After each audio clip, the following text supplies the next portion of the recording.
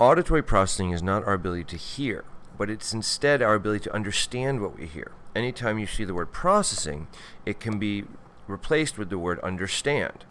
And this understanding can take place on many different levels.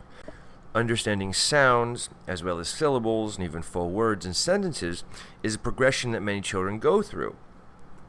Learning to understand and process their caregiver's voice, knowing who it's coming from, and what those sounds might mean, happens even before the language itself emerges as a symbolic form of communication.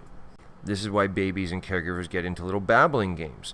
They're not necessarily just experiencing the modulation and the intensity of the sound, but they're now starting to understand the purpose and function of it, and who's producing it, and why that's important as well. So you can see that auditory processing is also connected to our emotional system. And think about your own experiences. Who are the professors or teachers you learned the most from? These were either the teachers that you had the biggest connection with, that you idealized, that you respected the most, or were the most charismatic presenters. You tended to remember or process and understand more of what they were saying, partially because you were paying more active attention. So as you can see, processing requires engagement, which is a real emotional connection to the person presenting the information.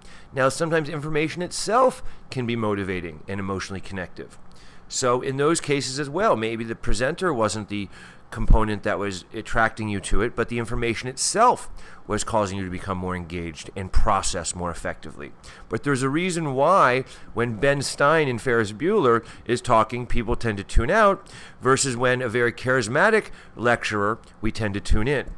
It's because with auditory processing, it's not just a physiological ability, but it's connected to our ability to be engaged and connected with the information and the people presenting it. And what happens with most children with auditory processing issues? Unfortunately, there's enough programs out there to work on processing without an emotional component. And then again, we're not focusing on the true integration of the brain.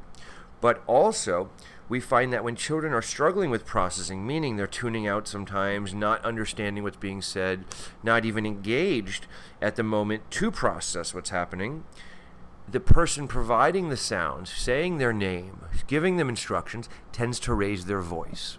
So what ultimately happens when we have a child with processing weaknesses or difficulties who may not be tuning in all the time is we unfortunately create a more negative emotional environment for learning to process that information. So instead of becoming the more interesting lecturer, we become the more aggressive lecturer. And while it's not our fault our child has these processing difficulties, if we continue to provide this type of audio feedback where there is more stress, more alarm in our voice, then unfortunately we are not contributing to its growth, but we are contributing to its latency. This actually happens all the time with children's names. Instead of saying their name in more enticing and kind of seductive ways, and I apologize for the terminology, but nonetheless, we have to be more interesting if we want someone to truly listen to us. So what happens when a child is not responding to their name? We tend to raise our voice. We tend to get in front of them. We tend to mandate their response.